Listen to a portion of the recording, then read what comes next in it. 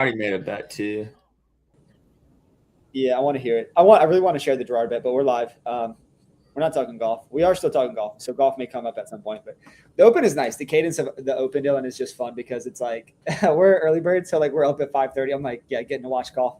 I don't have to wait till like the midday. But yeah, the farm's back. We're breaking down UFC Plessis versus Usman, which is going to be a fun card. I think there's a lot of guys on. I think you do quite a big deep dive here. There's a lot of guys that are somewhat unknown, and obviously at the top, we know who Plessis is. We know who Kamaru won it, but down the card, I think there's some interesting fights. Yeah, there's a lot of uncertainty. There's a lot of Yeah. uncertainty this week, and you just got to embrace that and take some risks. So I'm going to take some risks. I mean, that's such a good card. When I just Giga Jam Patty, he subbed BSD in the first. That was lovely. Dude, But his jiu-jitsu is phenomenal. Like like if he can get better wrestling, I think he's going to be a problem. I think the problem is the wrestling's not great, so it's like there's some limitations there. But yeah, I don't know. The card is interesting. I think we can jump into it. Oh, also quickly, but what are you playing with baseball tonight?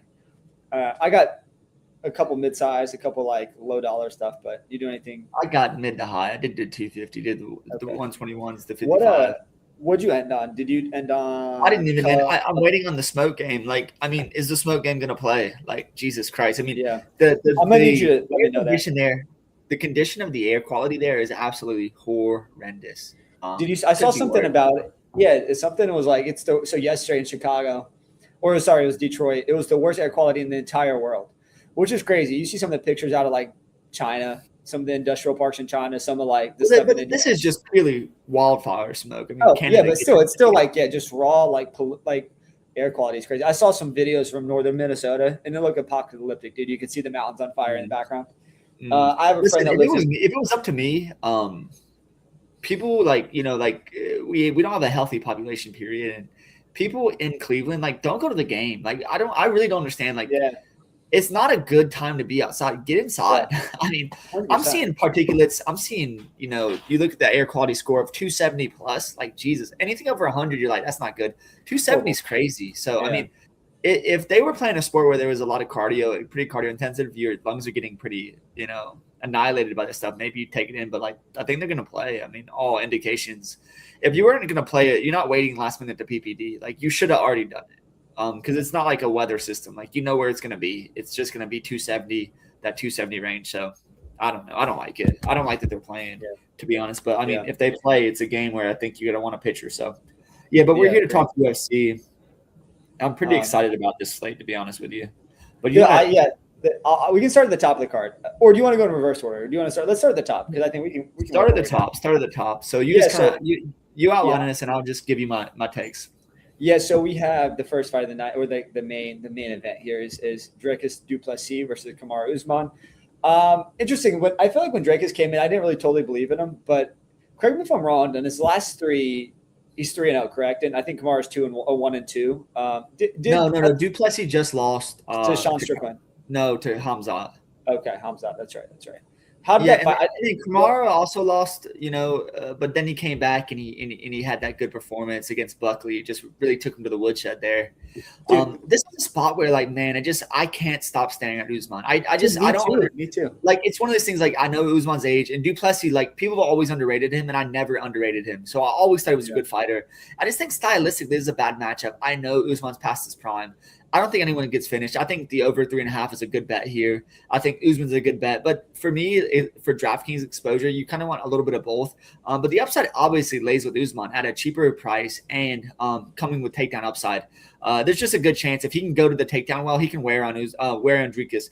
And wearing Dricus is not the way Dricus does have a bad gas tank, but we just see that if Usman's game is working, it's going to be fine here. And I don't think Dricus can one-shot Kamaru. I think this is a competitive fight, though. I think it's 3-2. I think it's going to be a very competitive up and down fight. We're really not sure what you're going to get. If Usman can get some takedowns, just get these rounds, he's going to be fine in this spot. But yeah, at that plus 220 range, I just think he's worth a play, worth a sprinkle. So for me, the lean is definitely Usman. Just the back class too, and we know Dricus has back class, but I think Usman, going up in weight is definitely going to help him. only because of his age, right? As you get older, cutting weight's much harder, is a much more complicated process, right? Still has bad knees, still has all these things, but Whitman's going to have him prepared. So I love the coach in his corner. I think he's going to be fully prepared. He's not going to go out there shouting. So his age is a massive concern. But yeah, the guy stays in absolute physical. He's a physical specimen, stays in great shape. So just at dog money, it's Usman all day. Yeah, it's funny. I so before I looked at the odds of these fights, I just went through and kind of gave my sense for how the fight would go. And dude, I really liked Usman. Usman to me is he stood out as a guy that clear value at that number. Yeah, I just feel like this is not, this is in recent memory, but the Robert Whitaker fight, Robert Whitaker, he moved up a weight class and he looked a little thick for sure. But dude, the guy's striking and cardio was in such a good spot. He was just beating the absolute brakes off of Krylov. He broke his jaw, but it was more than that. He was just piecing him up on the feet. And I think Drakus does cut. He's a bigger guy than Usman. I think he's going to look bigger in there than Usman for sure. But I just feel like the cardio advantage is to Usman, and Usman has always had that advantage too. And we see Usman, he wins when he drags guys into deep water, right? I just feel like this is one of those fights to me. Yeah, I think Drakus could overpower him. I think he's younger, a little healthier, maybe momentum moving in a different direction there. But what I saw against Buckley, maybe buy back into Usman. So yeah, I think I'm on the Usman side. I think he's kind of the official pick for me too. I really do like it. I think he could kind of control the fight. And if he can if he can limit the damage on the field, I think he's a crisp striker. This will be telling. I think it's a really, really interesting fight because Drakus is still on the way up. Obviously, he has lost Hamza, but it's Hamza's a tough fighter. You hate to just draw you can never say, oh, this fighter beat this guy, so he'll lose to this guy. But what we saw for Usman against Hamzat in that fight, man, if that's a 5-rounder, Usman probably wins that. He was drowning Hamzat, and Hamzat didn't have the same cardio issue against who did he against Drakus, right? Hamzat went 5, pretty well controlled Drakus that whole fight. It wasn't really competitive, and obviously Kamaru is not the same type of wrestler, but he's not bad, right? He's got to, if he puts the singlet on, it's going to be a problem. I just want him to kind of pressure wrestle. You don't want to stand at range with Drakus. Drakus is obviously has some power, and he's game to fight, and I just think it's going to be a high action fight. So I hope the bet on Usman safe, but it's just you're getting the plus money. Yeah, Drakus probably does win in this spot, so you can't go full exposure on Drakus. Go full exposure on Usman, but. At the dog price, I'm gonna give me the back class. Give me a guy that definitely has the better coach, in my opinion, better team, better training environment to pull out an upset here. So official pick is gonna be Usman for me, but just age and everything probably leans Drakus. Definitely. I just something tells me that Usman can get him down 4, 5, 6 times and just secure a couple of rounds here and just squeak out a decision. Yeah, but I don't think there's a finish in this fight. Yeah, I think no, I don't think so. I think Usman's just cleaner. I think the cleaner guy will win here. I feel like he's more, I think Drakus is great because he's athletic, explosive. He has a kind of an unorthodox stance. But I feel like, in these type of fights, it just feels like Usman comes out on top more often. I feel like he wins this 60% of the time. What we saw against Buckley was really impressive. We know Buckley's kind of undersized. So impressive. Yeah. It's kind of undersized for that division, but man, Usman coming out and just dominating him, that was really impressive because Buckley's scary on the feet. And I wouldn't say he's too dissimilar from Drakus, right? Buckley definitely has a bigger issue with the takedowns, for sure. But I think, man, Usman just look prime form. For me, it's just betting off of that. And I've been trying lately just to go back 2 fights. I just want to go back 2 fights because you go back more 3, 4, 5. You're going back years, and guys change, right? And we know Usman's getting older, but so his last 2 fights have been pretty impressive to me. So I'm just betting on that. And Drakus is kind of the opposite end. Right, so we know he beat Strickland, but then losing to Hamza in pretty spectacular form. So for me, definitely just betting Usman, looking the recency, betting the price too. If you told me Drakus is a dog, obviously interested there, but Usman's a big dog, so just playing that. Yeah, I like it a lot. Cool. Well, let's get to the next on the card. We have Jared Cannonier versus Christian Leroy Duncan, Leroy Brown. You remember that song? I forget who sings that. Yeah. I don't want to say it'd be embarrassing, but you know what I'm talking about. Dude, so Jared Cannonier has a special spot in my heart. I vividly remember the RoboCop fight, and it was an absolute war. I think we were in Asheville watching it. Remember, it was he was getting dropped, then he came back and just beat the brakes off of RoboCop. So Jared Cannonier, power's last thing that leaves. He's still in his bag. This is the kicker for me. CLD is up and coming. He's 30 years old. He's in the prime of his fighting career. And Jared Cannonier is 42. So he's aging out a little bit. And I think this is kind of where the two paths converge. And I think CLD is just going to be too much for him. I think he puts him away here. For me, it's just the number's too much. I don't think I'll bet it, but especially in DFS, I feel like he'll just be a stand for me. I just feel like Cannonier is super hittable, and we've seen it in his old age. If he cannot put the fight away, which he has the ability to, and I think CLD being a little bit younger is going to be less at risk for that, but it just feels like CLD probably hasn't beat everywhere, and the age is 12 years. He's a decade and a half almost younger than him, and he has so much potential. This is just an easy fight for me to take. It's CLD all day. Again, a special spot in my heart for Jared Cannonier, and I used to he's just getting older, man, and the power is the last thing to go. So there's an outside chance he can survive and clip him with something. I just don't see it happening. So CLD, I think, is going to finish him here. What are you thinking, Dylan? Yeah, I don't think he's going to finish him. I don't like this fight to actually finish it all. I think Cannonier is not very chinny. We saw him lose to Michael Venom Page, and it could be a similar performance. CLD is not the kind of karate style that MVP has, but the difference is just he's so fast in and out. I think it's going to be so hard for Cannonier to hit him. I can see this being a low volume. CLD knows he doesn't want to exchange in the pocket, but just from distance, he's so much better than Cannonier. So much quicker, can dart in, can dart out. He's going to be the speed advantage is significant on his side. And what we saw from MVP is Cannonier looks stuck in mud. At that age, speed goes first, right? So the speed is a big issue here. I don't think CLD has a lot of finishing upside, so I actually like the over in this spot because Cannonier is very hard to finish. If you look at the RoboCop fight you're mentioning, he took some massive shots, and RoboCop is absolutely a harder hitter than CLD is, and he was walking through him. Oh, definitely. So for me in that spot, I think CLD is an easy bet, an easy click if you want to add him to a parlay.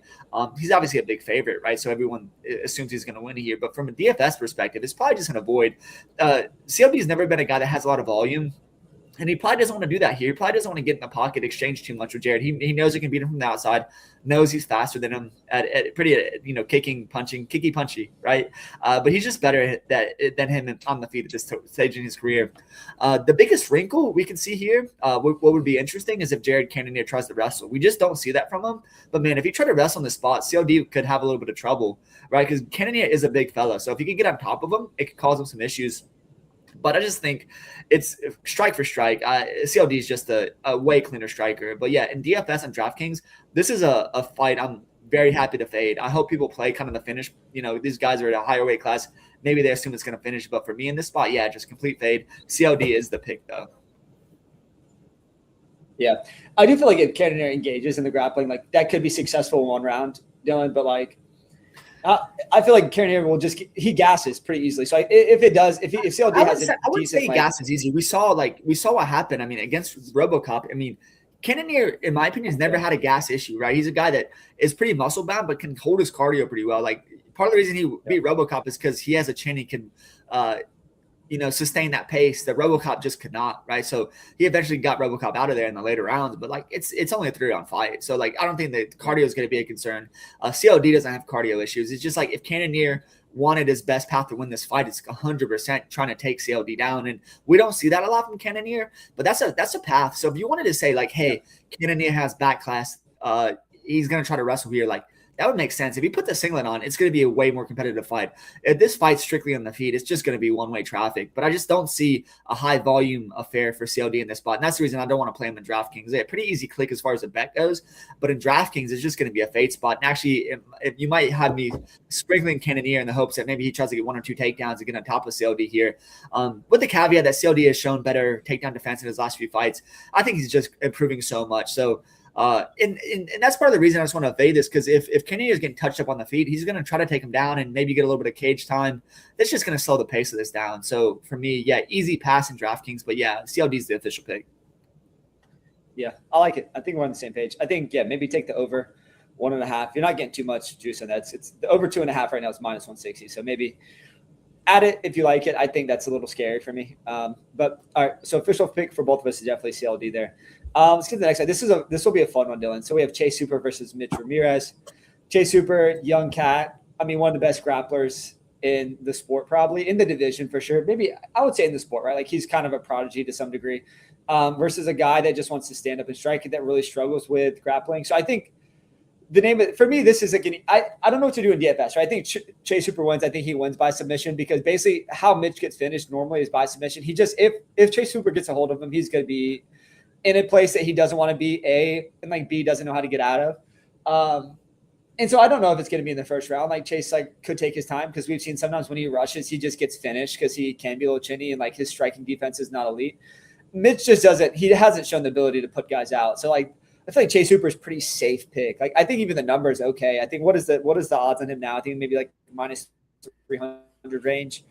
Minus 380. Yeah. I like it, honestly, still. I think there's still – I just don't see how Mitch beats him here. I think at some point in this fight, Chase will get him in a position that he'll be uncomfortable in, and he'll just put him away. So I think I do like the under 1.5. Again, the worry there is that Chase is learning as he's still 26, right? And so he may not want to try to rush it. But I think in the event that he gets a hold of him, I think he puts him away pretty quickly. I don't know how you feel about that. Like Mitch is I think maybe that – I would even still take Chase on the feet, honestly. Chase has shown improvements on the feet, so I think he still could hold the edge in striking. But I think in a world that he just wants to make easy work of this fight, is get a hold of him, take him down, put him in something funky, put him away. What about you? Yeah, I mean, Chase has absolutely no chin. But, yeah, Mitch Ramirez ain't a guy that can put him out. That's just my opinion. Maybe if it happens, it happens. It just won't be playing that whatsoever. I see no way that Chase gets put out by Mitch here. I think Chase is clearly the A side. DraftKings love him because he can just go to the takedown well. I think if he takes him down, it's a pretty easy finish for him on the mat. Yeah. That being said, Chase did miss weight. So now they're moving up a weight class. I think he missed weight by a couple pounds here, which is a concern. He doesn't need that advantage. So I'm not sure, what kind of camp is going on for him because, he was already moving up in weight. So I'll have to see. That kind of worries me a little bit. But, Mitch doesn't have the power to put him out. If Chase can't get past Mitch, it's all downhill. He's lost a few last fights, and we know that chin's an issue. I just don't think Mitch has the power to put him out. So I'm saying that, it's kind of contradicting myself because, Chase has no chin. But we're gonna see if he gets touched and he gets put out. He just a gold star, no play going forward because you just cannot trust him if he loses to Mitch Ramirez here. I think the most likely thing is that Chase takes him down in the first round and finishes him. So for me, you're just going to be a smash play in DraftKings. We know grappling upside just leads to huge points. So an easy click for Chase here. I'm a little bit concerned about the weight miss because he's not a guy that needs that weight to bowl beat guys. He gets a hold of you, doesn't matter what weight class. He's gonna be a problem. He's gonna stick to you.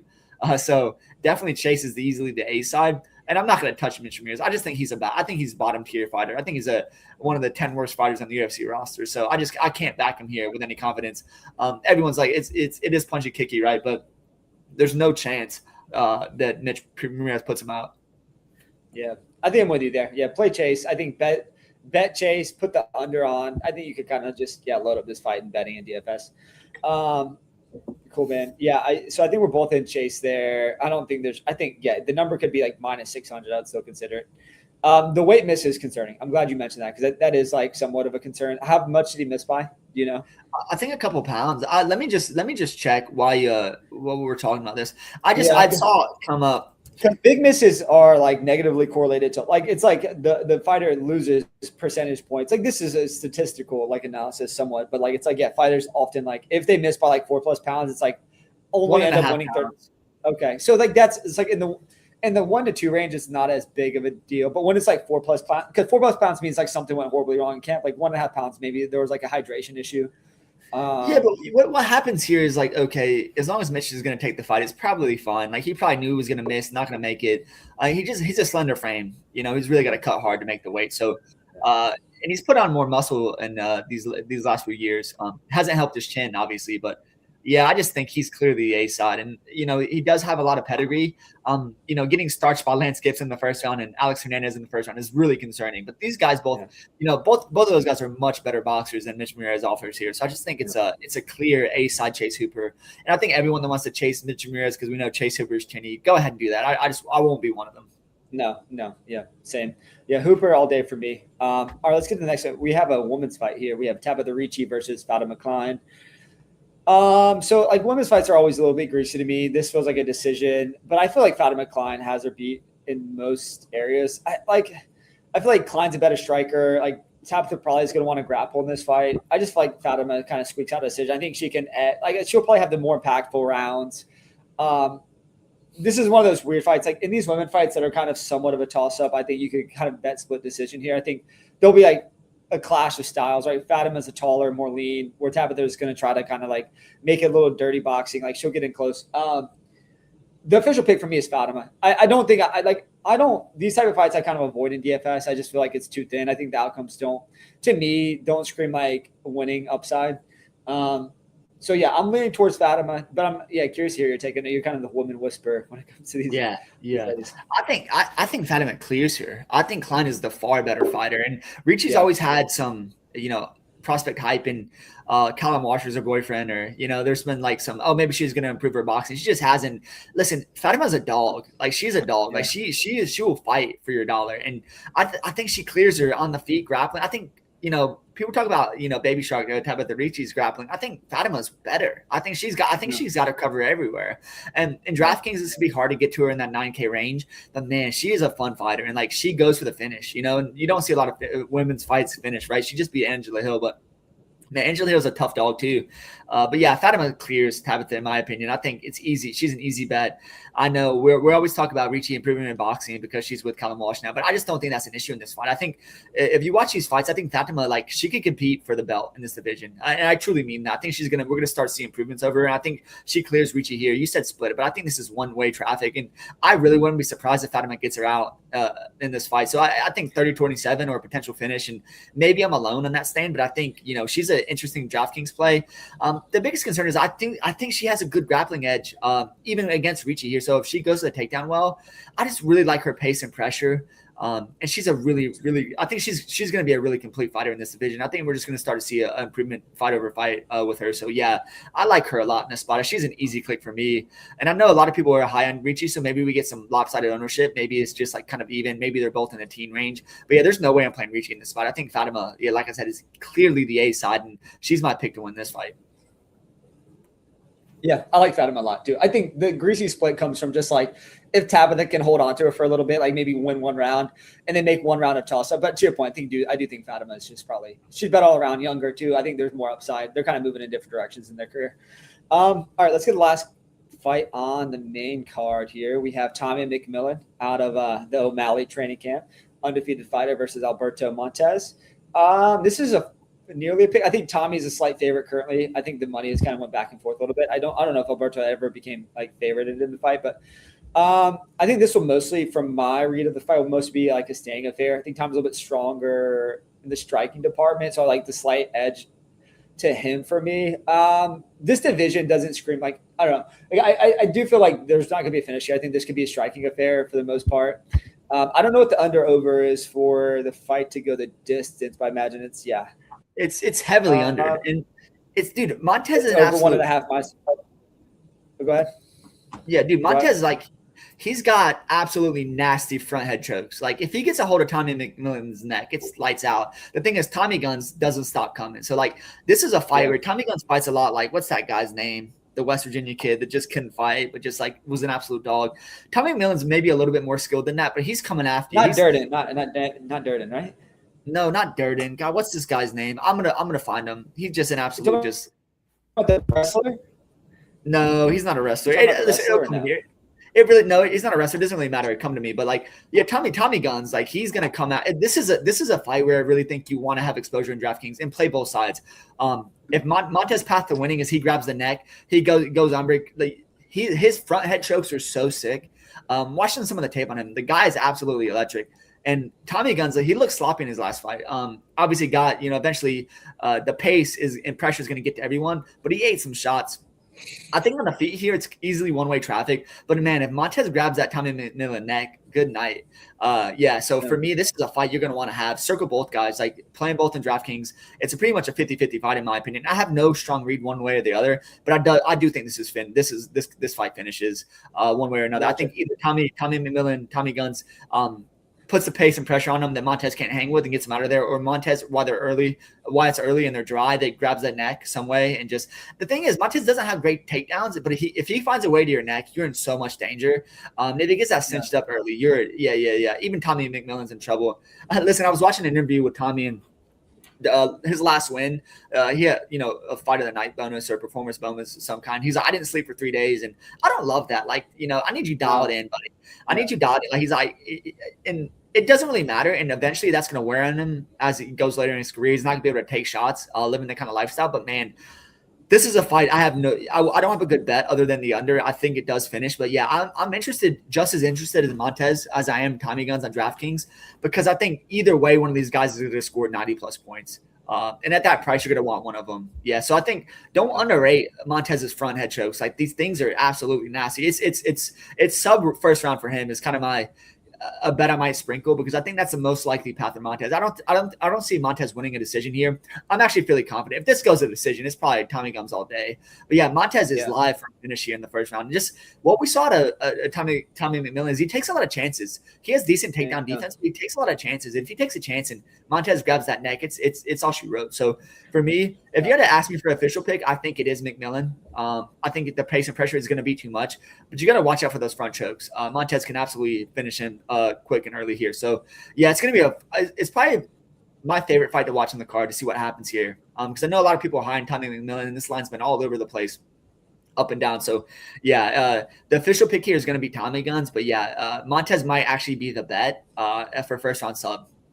Yeah, I like it. I think, Tommy Guns by decision is a fun. You can get plus money there. And then Montez by submission, the first round would be fun too. Yeah, and, I'm not going to bet Tommy by decision because I think, ultimately, I think the pace and pressure might just wear on Montez because he's a guy that's going out to finish, right? He's going out for performance bonuses. Like, he wants that 50K so he can go blow it in Vegas, right? But for Montez, like, if they're fresh and dry, like he grabs that neck, he's in trouble. So like I said, I don't think it goes to the decision, but I'm just saying if it does go to the decision, there's no way Montez wins the decision in this fight. So pretty easily going to be a full exposure on DraftKings for me as far as DFS goes. Like playing this fight, probably 100%, maybe 60-40 Tommy as far as exposures go. But yeah, there's no doubt in my mind this fight is going to be optimal on DraftKings.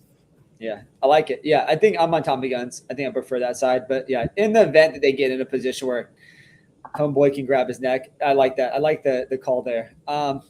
The pick for me will be McMillan, but I like the analysis. Maybe you've talked me into some of the other side there in the DFS world. Let's go. So that's the main card. Let's go to the prelims. The first fight, and I want your take on this. Maybe I'll kick it to you first, but it's Austin Bashi. I know he's a guy that we've been kind of following a little bit versus Jose Miguel Delgado. My lean is always to like the wrestler in Bashi. This is a pick'em fight. And so whenever I'm like torn between fighters, I always look to the guy like who can go to the wrestling well, because I feel like that's such a good base. And I know Bashi has that in his back pocket. So the lean and the pick for me is Bashi, but I want to hear where you're going with this. Yeah, it's Bashi for me too. And I'm right. So like this guy's an absolute unit, a physical specimen. And he's a guy that really caused some problems to Delgado in the first round. But that's not to say that Delgado on the feet is night and day better than Bashi. Bashi has to get this fight to the ground. If it's on the feet, Bashi's in so much trouble. And we saw in that last fight, he could gas a little bit, right? We saw against Christian Rodriguez is forever going to be the prospect killer. But yeah, so he lost to Christian Rodriguez, had a little bit of gas issue there, took him down a couple of times. The biggest reason for Bashi in this fight, for me picking him specifically, is we saw, Delgado beat Philly, and Philly's a good fighter by a split decision there, but Philly was taking him down, and Philly is not nearly the wrestler that Bashi is. And we saw some of these takedowns were just like putrid. Like, how is he getting Delgado down with this? And Delgado's obviously got the length, the reach, the height. That's a benefit on his side. But when you're going to fight a wrestler, Bashi's in on the single or in on a double, like he's getting him down. So I think there's a good chance Bashi gets him down. And he's a guy that's also looking for the finish when he's on the ground. If he cinches up a neck, he gets your back, you're in trouble. So it's going to be one of these fights where, man, Bashi really needs to get to him early. He needs to take him down and potentially finish early, because if he starts gassing and Delgado gets up pretty easily, he's going to put it on the feet. So this is a fight where, yeah, you could potentially live bet Delgado. Bashi's up 1, or let's say Bashi's up 2 and he's starting to gas. You get Delgado and you bet him live in the third round down 2 rounds. That's going to be a great price. So yeah, I like that a little bit as a sprinkle for a bet. But for me, the official pick is Bashi, and DraftKings, I like Bashi because I think he can go to that takedown well. And I think he's going to have Delgado in a world of hurt if he gets him on the ground. It's really like, can Delgado shore up that defense? And we go into this fight, Delgado's a decent prospect as well. And some of the concern here, as you see, is, man, Delgado knows all he has to do is stop the takedowns. He knows Bashi has nothing for him on the feet. And that's a little bit of concern, because if he's just working in his training camp just to stop the takedown defense, I'm sure that's the game plan, right? So we're going to see. But, look at Bashi's Instagram.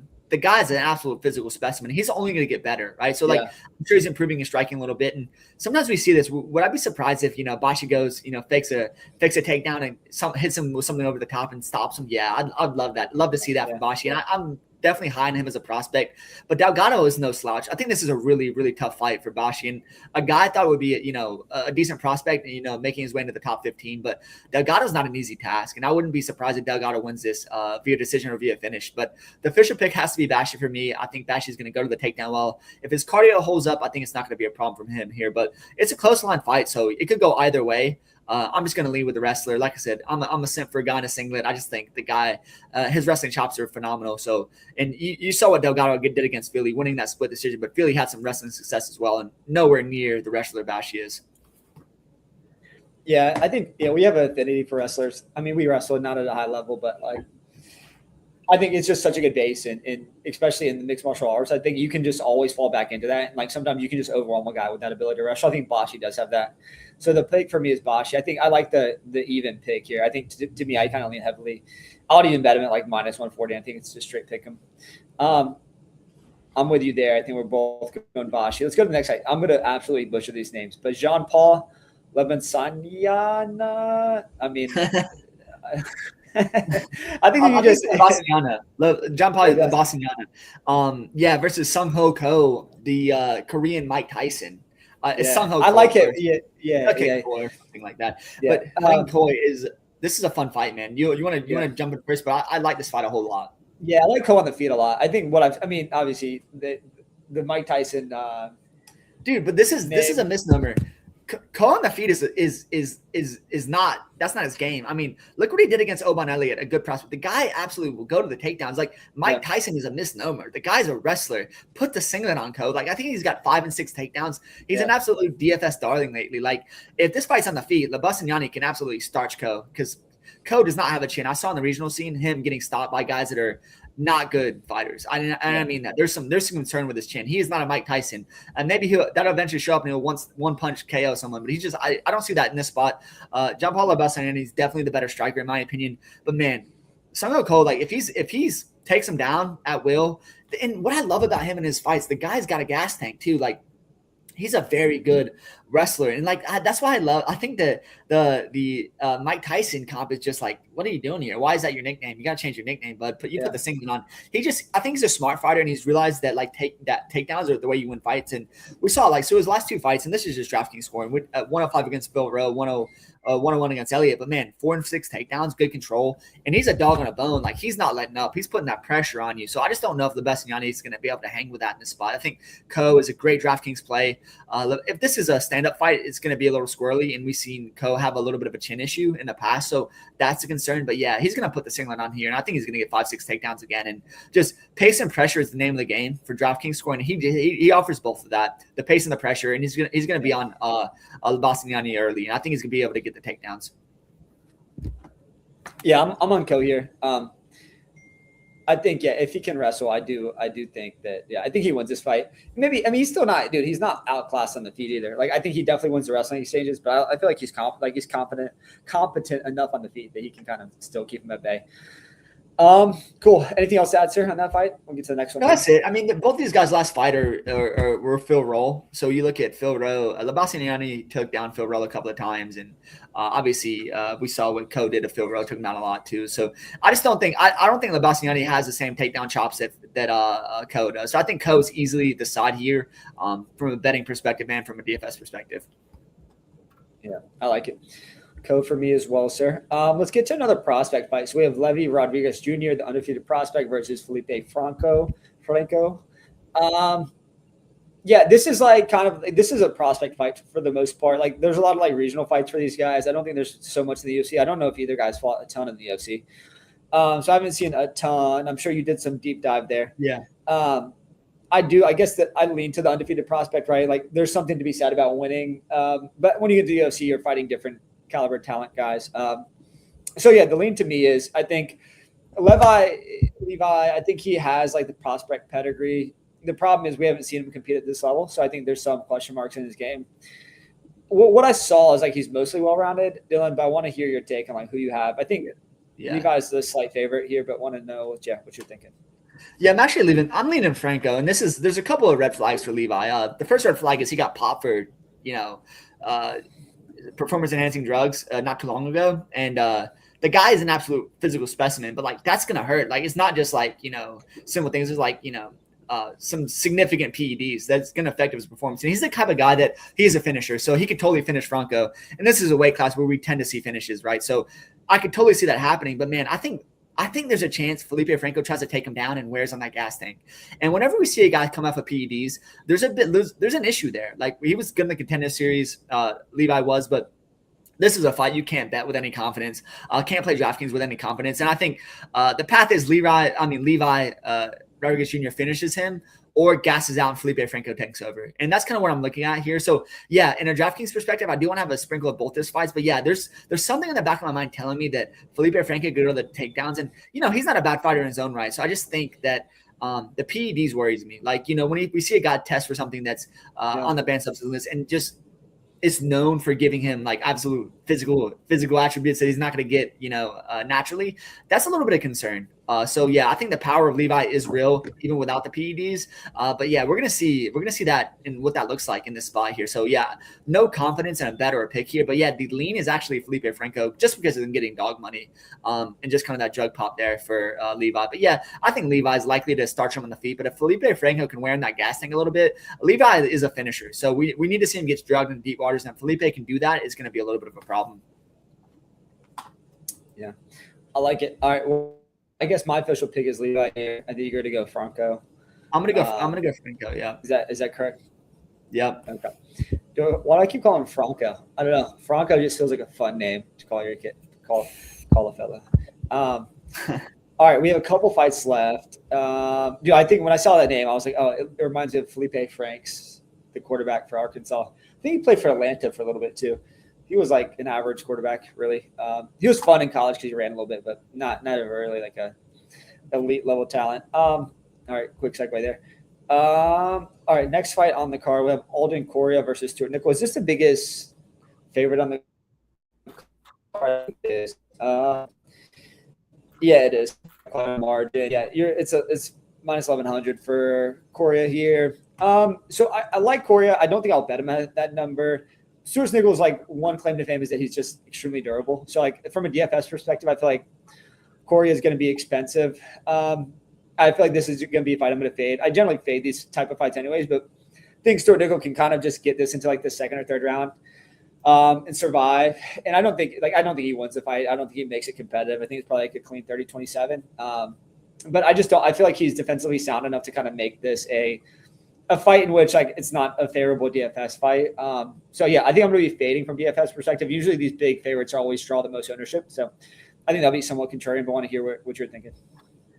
Yeah, I think this is a one-sided fight. I think Correa is definitely the A side. I think Stuart Nichols is a guy I've tried to back in the past because he has a little bit of wrestling chops, and I think he could try to take Correa down, but Correa is just like light years ahead of him on the feet. And Stuart Nichols is very hittable. So it's likely Correa finishes here, but finishes early enough, question mark, right? But Stuart Nichols could definitely try to take him down and make this a more competitive fight. But just on the feet, it's one-way traffic. And I don't want to waste too much time on this because it's a pretty cut and dry fight. I think Correa is just leagues above him. And even on the ground, Correa's probably got a better BJJ game. It's just like Stuart Nichols does have a little bit of takedown chops. And guys backed in the past, but I'm pretty sure he's just not any good. So I'm just looking at what Levi got tested for. Yeah, it was Nandrolone last year. And yeah, is that like a cardio? It's a steroid. What do they take that for? Is that for like? Yeah, I don't know. Yeah, that's a good question. Like EPO is like a cardio. So there's like different versions. Like some of it's for like to help improve cardio. Like there's obviously like blanket steroids as well, but I think they're a lot better now. Like isolating what you need for like your type of skill set, but. I'm all down for them taking like the BPBC 157, like the stuff that like helps them heal faster. But that type of stuff, maybe it's like a competitive advantage to the guy that's taking it and trying to get away with it. Cool. Let's get anything else out in that fight, man. That's all I have in that fight. All right, let's get to heavyweight fight. I know you're like generally down on heavyweights, but I'm curious because this is a pick'em heavyweight fight. We have RJ Harris versus Alvin Hines. This is a low level heavyweight fight, and like generally your take on these fights are just to avoid because they can get nasty. It's low level though, so but I think both guys are like very hittable. I think could be an early finish. I always lean that way in heavyweight fights, and like it tends sometimes not to work out because you have guys that are just kind of holding on to each other that don't really know what they're doing. I feel like there's gonna be the heavyweight division in the UFC is a little bit weak right now. So like when you have a low level horrible. When you have a low level heavyweight fight like this, it's like guys that barely make the roster. Like that's kind of you're not going to see good performances across the board, but like I think there still could be a finish because at that when you're 260, it's like you get hit one time and you're in some trouble. I guess my slight lean is to the favorite in Hines. I think he's done a little bit more in his career, but where do you stand on this? I know like from a DFS perspective, I think I probably will prioritize this because it's in that like mid range.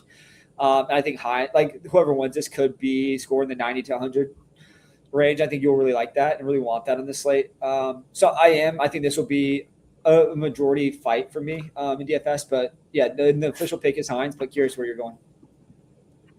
Yeah, we're completely opposite. I always like to fade these heavyweight fights. Dude, Alvin Hines, the engineer, is the better fighter. Like he just is. People, yeah. I've heard some rumblings of guys on Harris. Like Alvin Hines, this engineer, dude. Anytime I get a heavyweight that's got any decent, competencies, like he's an engineer, good. So he's probably got a little bit of a brain power on him. Like he's just a better fighter. We saw against Shannon Denise, he lost, but he was like put up a decent performance. And Denise is a decent fighter. The heavyweight division sucks though. So for me in this spot, it's just going to be playing Hines as the favorite. No confidence, but I think this goes over. To be honest, I don't think either guy has big finishing prowess. So I think this is an over fight. And this is an evade. It's an avoid because it's heavyweight. Everyone gravitates towards heavyweight because it's always lined to go the under. It's actually an over bet for me. I think this fight does go over, and I don't think you want either guy, but I do like Hines a little bit. Being an engineer probably doesn't matter, like I said, but what he showed me on the regional scene was okay. The heavyweight division sucks, dude. There is no skill there. Yeah, but nothing out of Harris I saw gives me any confidence either. So I'm just going to go with Hines as the favorite. Pretty firm stand that he wins this fight, but I just don't think it finishes. I think both guys are going to be a little pillow fisted for heavyweights. And, at this weight class, you need to show a lot of knockout power. And I just don't think Hines has shown that to me. And as the favorite, I just don't know if I want to prioritize that in DFS because, as I mentioned, we see heavyweight fights always get lined to the under a little bit more. And people see heavyweight and we assume knockouts are coming. But often, time and time again, and once you get to the first round, that power zaps. Like there's no more power after the first round. So if it's done the first round, fine.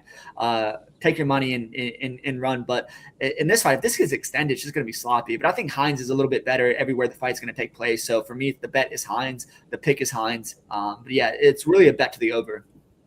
Gotcha. I like it. Yeah.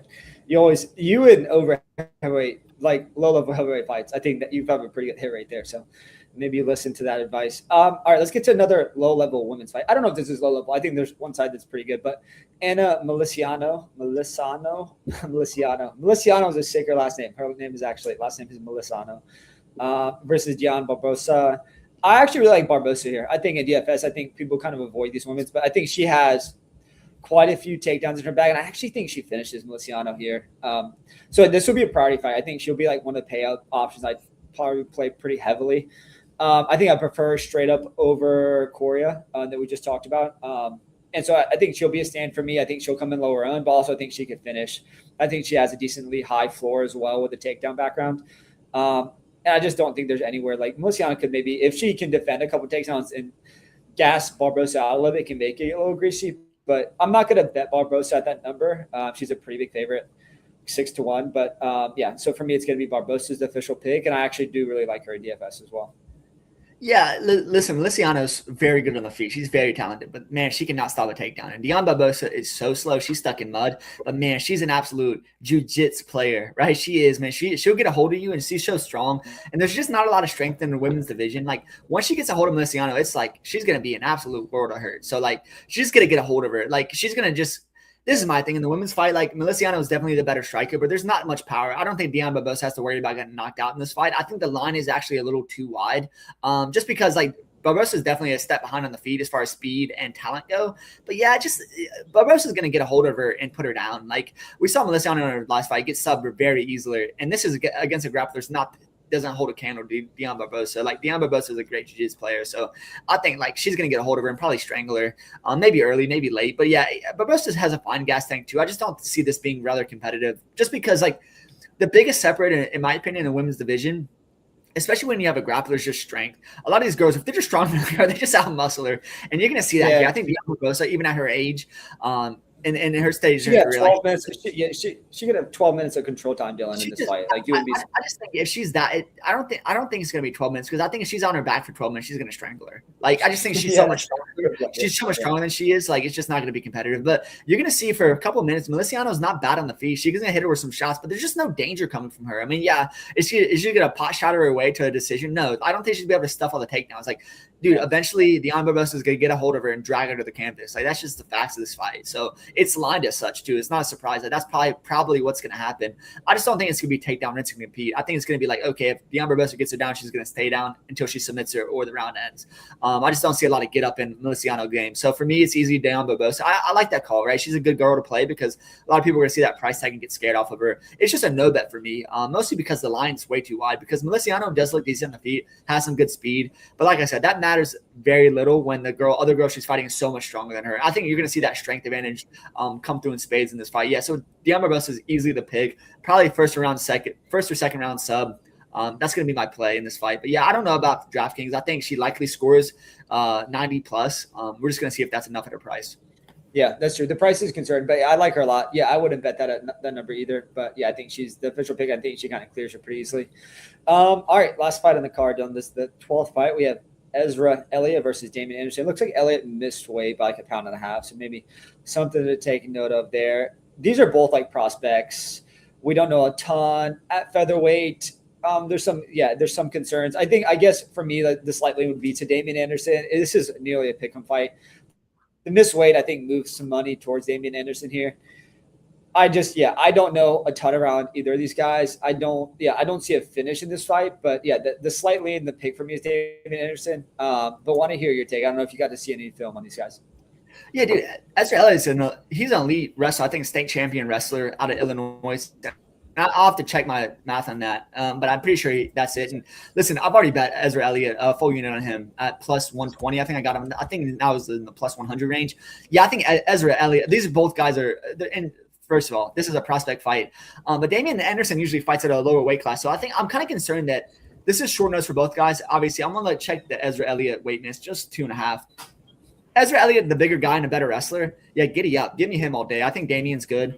I think both guys are good. So it's going to be a competitive fight one way or the other. But I think Ezra's definitely the better wrestler in this spot. And I'm always going to lean that way.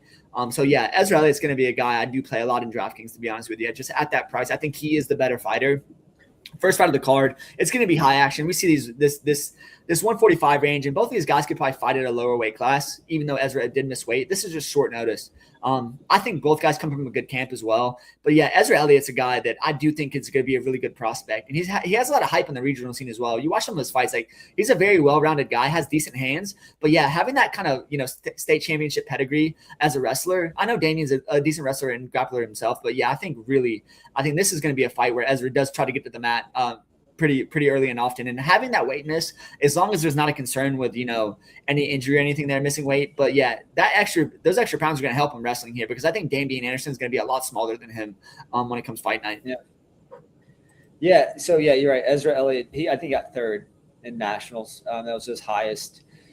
Yeah, Bill, I think he did wrestle for Illinois. You're correct there. So yeah, I don't know. You just talked me into some. No, so I meant state champion, like a high school state champion. I wasn't talking about so much college, but like that just shows me you have a good grappling game, right? We know this is such a strong base in fighting, and he has decent hands.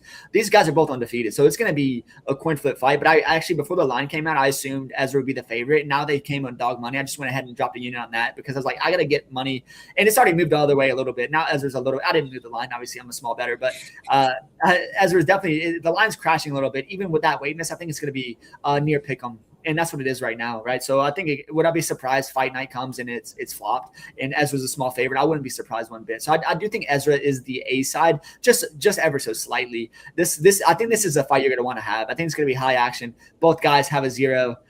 One of the zero has to go, and I think it's Damian Anderson's going to lose a zero on Saturday night. So Ezra's the official pick, probably my favorite bet on the board too. It's just plus money. So I bet him straight. I was like, I'm not going to parlay him. I'm just going to start my fight night off with hopefully a win here. But yeah, I think Ezra's a guy that it's going to be competitive, in this division to come. So.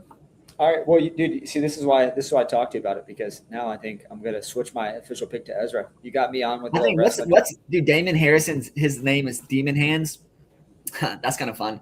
I think he That fights is out of Texas. Another guy, like, man, these guys at the Texas regional scene are problems too. So like, Yeah. don't come to me with any confidence. You're like, oh, you said Ezra. Like, listen, man, I don't know. I mean, Ezra's Don't not worry, Arizona, don't worry. but Yeah. I But like the wrestling chops does matter. I think there's a lot of there's unknowns in other this weight fight. class. I think Damien's not going to fight at the 140. I think Ezra could be a 145er, but I think Damien's going to be he's going to be a 135er. So this is short notice, and not having to cut weight's probably fine. But we saw Ezra missing weight, so we know Ezra's going to probably come in a little bit bigger, and we see that does have an edge when it comes to wrestling. So we'll see what the gas tank looks like come tomorrow. But yeah, I just think Ezra is the A side, and I honestly thought Ezra might open as like a -150 favorite.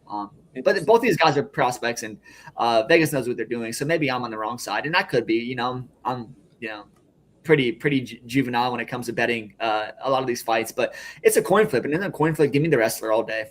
Yeah, I like it. All right, well, I'm switching my official pick to Ezra. That is the last fight in the card, Dylan. It was longer than I envisioned, so we went around about an hour. I do got to hop off here in a second. Anything else you want to jump into before I jump off?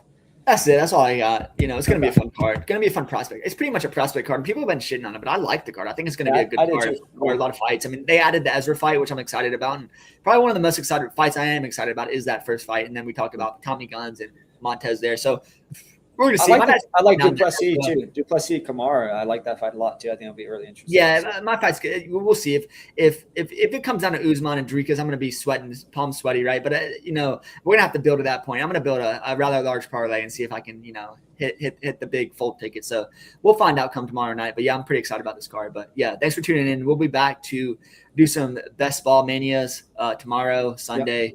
Yep. I know we're going to a Durham Bulls game on Sunday, so that'll be fun. But we'll jump back in the streets. We're gonna start adding more and more. This is just for funsies right now. We do this as kind of a secondary, tertiary job. We've been pretty successful in it, but it's just like we just do this for fun. I mean, listen, obviously you're gonna have guys in this industry way more versed on these fighters than we are. But like, listen, we do all the deep dives we need to, and just kind of snuff things out. But like, you got to look at lines and things of that nature. Like, okay, where are things trending? And I'm mostly attacking this from a DraftKings angle. I'm always searching for that first, UFC DraftKings win. So that's what I'm gonna do tomorrow, and hopefully the dice roll in our favor. So you've been close. We've been Davidson Figueiredo just winning a favorite fight away from one of the most. Listen, the most tilting thing is funny because this was a while back on FanDuel when they gave points for guys. The Sandhagen fight. They gave points for guys takedowns. So I was in first. TJ Dillashaw wins, I win. I was like, okay, everything looks good. And then I see at the end of the night, Corey singing and stuff like 20 takedowns, and he ended up beating one of my. He beat Dillashaw. Straight up in that fight. Yeah, which is so embarrassing. You should never stop takedowns. But I mean, more scoring is better. But I didn't like the scoring on there, obviously, because that ended up hurting me. So takedown offenses are so crazy because sometimes you could have 14 takedown offenses and get your ass beat all fight and then score 70 points, and it's like that's just not fair. Yeah, it's like when you get dominated. But all right, Dylan, thanks for jumping on, man. Good luck to baseball tonight. We'll see if we can win it. If you guys want some baseball content, just review what we talked about yesterday. And throw half of it out because all these pitches have changed. Yeah, so, that's true. The thoughts still matter. Good luck. Godspeed. We'll be back for best ball funsies tomorrow. Yep. All right, Dylan, thanks for jumping on, sir. I'll see you later. We'll be in touch. All right, Dylan.